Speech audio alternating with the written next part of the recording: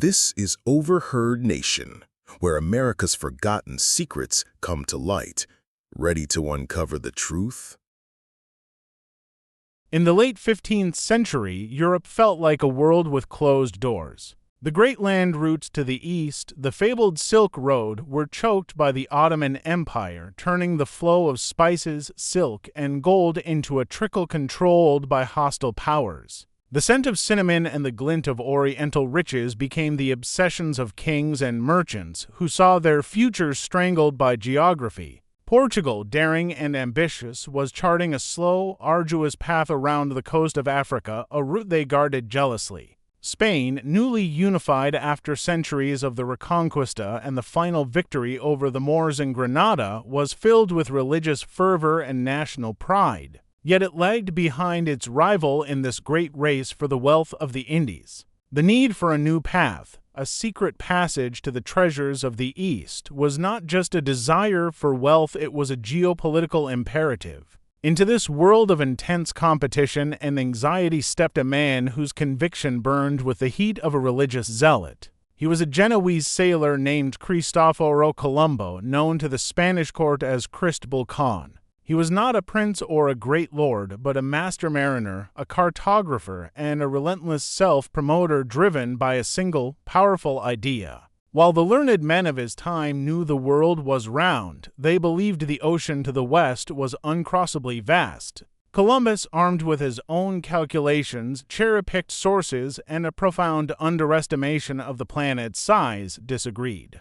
He believed that the coast of Asia was only a few weeks' sail from the Canary Islands. His obsession was not just with finding a trade route, he saw himself as an instrument of divine providence, a man of destiny who would find the gold of the Grand Khan and use it to fund a final crusade to liberate Jerusalem. For nearly a decade, this obsession was his curse. He became a familiar, almost pathetic figure in the royal courts of Europe, pleading for ships and men. He first took his grand plan to the King of Portugal, whose maritime experts, the most advanced in the world, listened patiently before dismissing his calculations as dangerously flawed. They knew the ocean was far larger than he claimed, and his proposed journey was a suicide mission. Humiliated but undeterred, Columbus took his dream to Spain. He spent 7 years following the court of Ferdinand and Isabella, living on promises and the charity of a few sympathetic patrons. He endured commissions of inquiry, the skepticism of scholars, and the ridicule of courtiers who saw him as a madman chasing a fantasy. The turning point came in the wake of victory. In early 1492, Granada, the last Moorish stronghold, fell to the Spanish crown. A wave of triumphalism swept the nation. With the internal war over, Spain was ready to look outward, to project its power and faith across the seas. Columbus seized the moment, making one final, desperate appeal. This time, in the triumphant atmosphere of the Alhambra, his words found purchase. Queen Isabella, perhaps moved by his unwavering faith or simply by the strategic desire to challenge Portugal, finally gave her consent. It was a gamble, a small investment in a high-risk, high-reward venture. An agreement was signed. The Genoese sailor of humble origins was granted his titles Admiral of the Ocean Sea, Viceroy, and Governor, and his 3 small ships. The stage was set not in a grand royal harbor, but in the modest port of Palos, where the Nya, the Pinta, and the Santa Amara were prepared for a voyage into a sea of myths, monsters, and absolute unknowns. The obsession of one man had finally bent the will of a kingdom. On August 3, 1492, the 3 small ships left the port of Palos, catching the morning tide. For the 90 men on board, this was the beginning of a voyage into myth. The first leg of the journey, a stop at the Canary Islands for final repairs and provisions, was deceptively routine. But when they departed from La Gomera on September 6th, they left the known world behind. The last sight of land, the island of El Hierro, vanished below the horizon, and for the first time, the crew was truly alone, suspended between an empty sky and an endless, featureless sea. The maps they knew were now useless. They were sailing into the void. The days bled into one another, each dawn revealing the same monotonous expanse of deep blue water. The trade winds were favorable, pushing them steadily westward, but this blessing was also a source of deep terror. The constant wind at their backs filled the sails, but it also filled the sailors' hearts with dread. If the wind only blew west, how could they ever hope to return home to Spain? Whispers turned to murmurs in the dark corners of the decks. Old superstitions, long dormant, resurfaced. They spoke of giant sea serpents capable of swallowing a ship whole, of waters near the equator that boiled, and of the ultimate fear, sailing off the edge of the world into a bottomless abyss. The admiral was aware of the fragile psychology of his crew. He employed a calculated deception to maintain order, keeping to separate logbooks. In his private journal, he recorded the true, frightening distances they covered each day. For his men, he maintained a public log with falsified, shorter distances, a comforting light to stave off their mounting panic and make their progress seem less extreme. He was in a constant battle not just against the ocean, but against the despair of his own crew. His command rested on a knife's edge, dependent on his ability to project an aura of unshakable certainty. Weeks turned into a month. They sailed into the strange, calm waters of the Sargasso Sea. At first, the sight of the vast, floating mats of seaweed sparked excitement. It was a sign of plant life, surely a precursor to land. But as the ships pushed through the thick vegetation for days on end with no land in sight, hope curdled into a new kind of fear. They imagined becoming hopelessly entangled, their ships trapped and doomed to rot in this eerie, stagnant wilderness of water. The false promise of the seaweed was more cruel than the empty ocean had been. By the second week of October, the crew's endurance had reached its limit. The discipline that had held the small fleet together was gone, replaced by open talk of mutiny. The men, their faces gaunt from rationing and etched with fear, saw only death on the western horizon. They confronted their captains, demanding they turn back. They saw Columbus not as a visionary leader, but as a reckless foreign gambler playing with their lives. The admiral faced the greatest crisis of his voyage. He had to quell the rebellion. He negotiated, he pleaded, he reminded them of the promises of gold and glory. Finally, he issued an ultimatum: grant him 3 more days. If land was not sighted in that time, he would yield and they would turn for home. It was a desperate gambit, a final wager against the vastness of the unknown. A fragile, tense truce settled over the fleet as every man began to scan the horizon, praying for a sign that would save them all. The fragile truce held as the 3 ships pushed westward into the night. Every man was a lookout, every eye strained against the darkness. The promise of a reward for the first man to sight land had sharpened their senses, but it was a deeper, more primal need that drove them now. Then, the first true signs appeared, emerging from the dark water. A sailor on the Pinta fished a cane from the sea, a piece of wood that showed evidence of being carved by a tool. Later, another pulled a branch from the water, still bearing fresh, pink blossoms. These were not the deceptions of seaweed, they were undeniable proof of a nearby shore. The mood on the ships transformed from mutinous despair to a feverish, almost frantic anticipation. The air crackled with a new kind of tension. Late that night, standing on the stern castle of the Santa Maria, the admiral himself saw it first. A flicker of light on the far horizon, faint and uncertain. He described it as a small wax candle that rose and fell. He called a few of his officers to witness it, but it vanished and reappeared so quickly that they could not be certain. It was a ghost of a light, a mystery that only deepened the suspense. A few hours later, around 2 in the morning on October 12, the definitive cry came. A lookout on the Pinta, a sailor named Rodrigo de Triana, shouted into the night. In the bright moonlight, a shoreline was finally visible, a white strip of sandy beach, then the dark, low silhouette of land beyond. The sound of his voice was like a thunderclap, and a wave of pure, unadulterated relief washed over the fleet. Men fell to their knees in prayer. Others shouted with joy, and many simply wept. The 36-day ordeal across the empty ocean was over. After dawn, the ships found a calm bay and dropped anchor. The first landing was a scene of solemn pageantry. Columbus, along with the captains of the other 2 ships, was rowed ashore. He was dressed not as a simple sailor, but as an admiral and viceroy, in his finest scarlet and armor, holding the royal standard of Castile and Leon. The moment his boots sank into the wet sand, he fell to his knees and kissed the earth, overcome with emotion. He performed a formal ceremony of possession, planting the flag and naming the island San Salvador, the Holy Savior, unaware of the name it already possessed. As they stood on the beach, a new party emerged from the thick green canopy of the trees. They were the inhabitants of this new world, the Taíno people. They moved with a quiet grace, their bodies naked and painted, their bearing gentle and curious. The two groups of humanity stared at each other across a chasm of 5,000 years of separate history.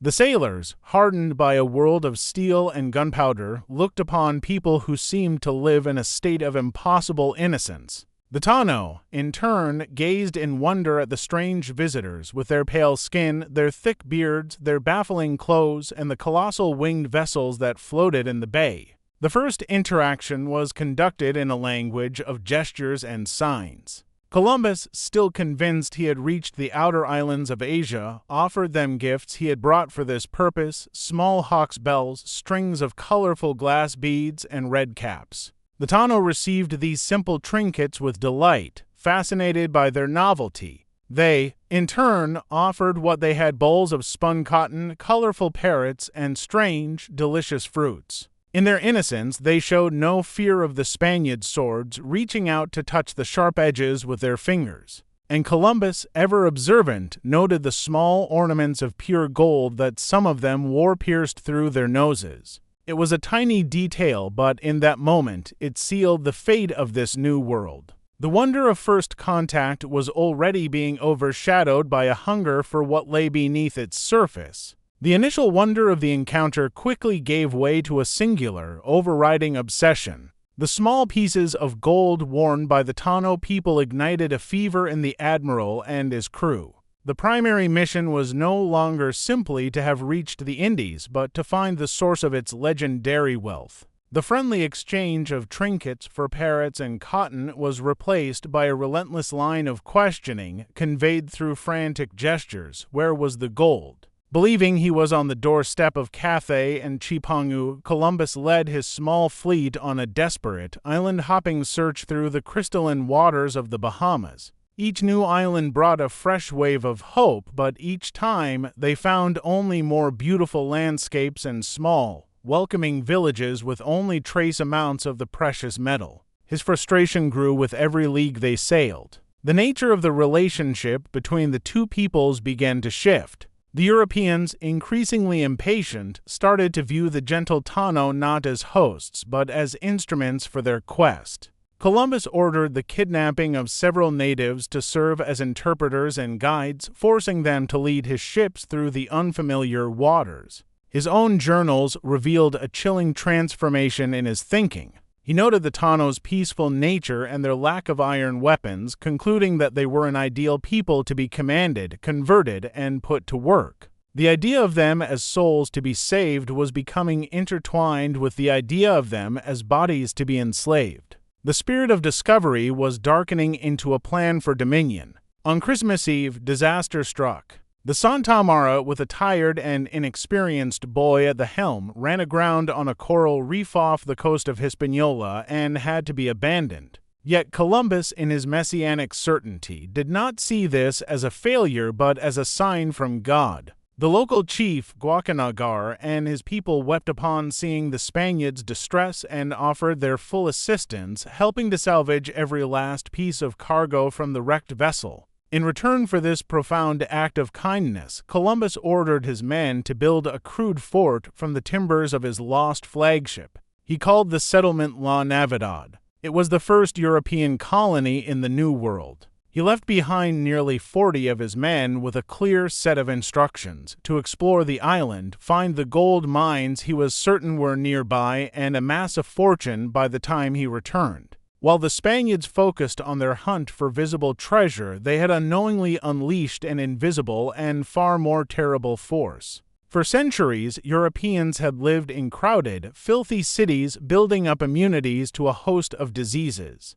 To the Taíno, who had lived in relative isolation, these sicknesses were entirely alien. Their bodies had no defenses against the common pathogens the sailors carried. Soon, the first signs appeared in the native villages. Fevers, coughs, and unfamiliar rashes spread with terrifying speed. The Taíno had no explanation for the plague that swept through their communities, watching their friends and family sicken and die from an enemy they could not see or fight. They believed the newcomers had brought a malevolent magic. The Spaniards' demands for food, labor, and women grew more aggressive, and their patience wore thin. When the Taíno could not produce the mountains of gold that Columbus envisioned, the Europeans' frustration turned to violence. The technological gap between the two cultures was vast. The terrifying power of steel swords, crossbows, and firearms against simple wooden spears made any resistance futile. The initial perception of the visitors as heavenly beings curdled into a deep and abiding fear. The paradise had been breached, its innocence shattered. As Columbus prepared the small caravel, the Nya, for his triumphant return voyage to Spain, he left behind a small, isolated garrison and a population on the verge of a demographic collapse. The hunger for gold had planted the seeds of genocide. The journey back to Spain was a brutal ordeal in its own right. After a brief and tense stop in the Azores, the two remaining ships, the Nya and the Pinta, were caught in a vicious winter storm that separated them. Aboard the Nya, Columbus and his crew faced what they believed was certain death. The small caravel was tossed mercilessly by monstrous waves, and in the howling darkness, the admiral, fearing that the knowledge of his discovery would be lost to the sea forever, made desperate vows to God. The ship was battered but did not break, and after seeking emergency shelter in Portugal, the heart of his rival's maritime empire, he finally made landfall in the Spanish port of Palos in March of 1493. 7 months after he had departed, his arrival sent a shockwave across Europe. The news was world-altering. He began a triumphant procession across Spain to Barcelona, where the royal court was waiting. It was a spectacle of the highest order. He presented to Ferdinand and Isabella the incredible fruits of his voyage, 6 captive Taíno people who had survived the harrowing journey. Their bodies painted and their presence a source of immense curiosity, brilliantly colored parrots that shrieked in ornate cages strange new plants like the tobacco leaf and the pineapple, and, most importantly, the small collection of gold masks, jewelry, and nuggets that served as tangible proof of the wealth that lay waiting across the sea. The skepticism that had once hounded him vanished, replaced by awe and acclaim. He had promised a new route to the Indies, and while the geography was confusing, the evidence of a new land filled with resources and potential converts was undeniable. The discovery ignited the ambitions of the Old World. It shattered the existing maps and the medieval understanding of the globe. The world was suddenly larger, richer, and more mysterious than anyone had imagined. A frantic diplomatic race began between Spain and Portugal, culminating in the Treaty of Tordesillas, an audacious act in which the Pope drew a line down the map of the world, dividing all newly discovered non-Christian lands between the two Iberian powers. The news also set in motion the preparations for a second voyage. This time, there would be no trouble finding a crew or ships. It was a massive undertaking, a grand fleet of 17 vessels carrying more than 1,200 men. This was not an expedition of exploration, it was an armada of colonization filled with soldiers, priests, officials, and colonists ready to claim the new territory. When Columbus returned to Hispaniola with his fleet, he found the settlement of La Navidad completely destroyed. The fort was burned to the ground, and the 40 men he had left behind were all dead. An investigation revealed they had been killed by the local Taíno, who had finally retaliated after months of the Spaniards' brutal demands and violence. This discovery marked the definitive end of any illusion of peaceful coexistence. The encounter had now become a conquest. The death of his men gave Columbus the justification he needed to unleash the full force of European military power upon the island's inhabitants, beginning a systematic campaign of subjugation and enslavement that would be repeated across the Americas for centuries. The two halves of the planet, so long separated, were now irrevocably and violently connected. This collision initiated the greatest biological and cultural exchange in human history. From the Americas, Europe received crops like potatoes, maize, and tomatoes, which would revolutionize its diet and fuel a population boom. From Europe, the Americas received wheat, sugarcane, cattle, and horses, which would transform its landscape. But Europe also brought steel, gunpowder, and a host of diseases against which the native peoples had no immunity. Smallpox, measles, and influenza moved faster than any army, wiping out entire populations before the conquerors even arrived. A new world had been born, but its birth was the death sentence of the old one. The history of humanity was now fused into a single, global story.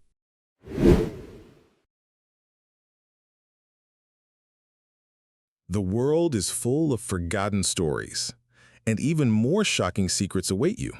Subscribe to Overheard Nation.